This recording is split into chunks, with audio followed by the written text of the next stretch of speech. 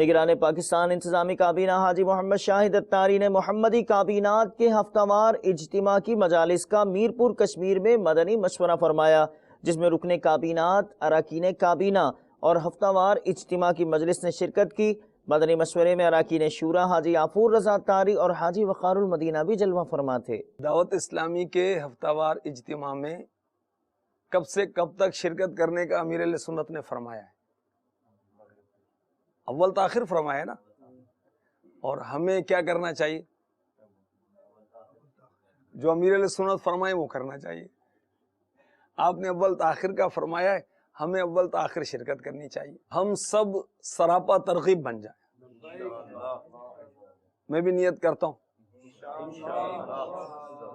مغرب تا اشراق چاشت، ایک تو ہمارا بھلا ہے ثواب کے لحاظ سے، علم دین سیکھنے کے لحاظ سے، اور دوسروں کو ترغیب دلانے کے لحاظ سے ہم سراپا ترغیب بن جائیں گے۔ رات اعتکاف میں اسلام بھائی نہیں رکتے، یہ 3 جو مجلس والے یہ تو رکے، پھر 3 سے کریں 6، پھر 6 سے کریں 12، پھر کریں ڈبل 12، پھر اس کو ڈبل کریں، تو یہ سارا اجتماع رکنے لگ جائے گا۔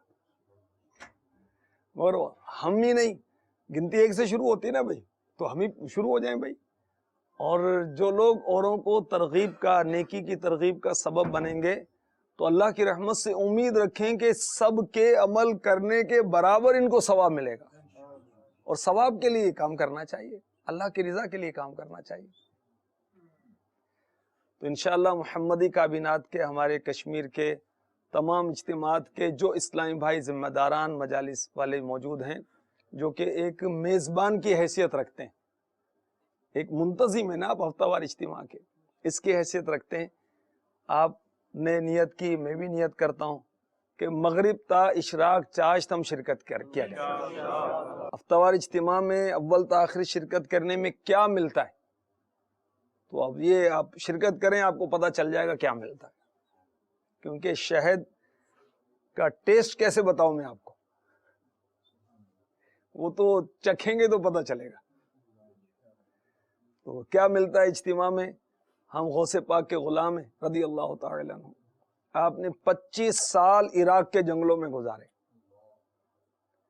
تو ایک رات غوث پاک کے غلام ہفتے میں اللہ کے گھر میں نہیں گزار سکتے، جنگلوں میں کوئی پنکھے تھوڑی لگے ہوئے تھے، اور یہاں تو پنکھے لگے ہوئے، عمارتیں بہترین بنی ہوتی مسجدوں کی۔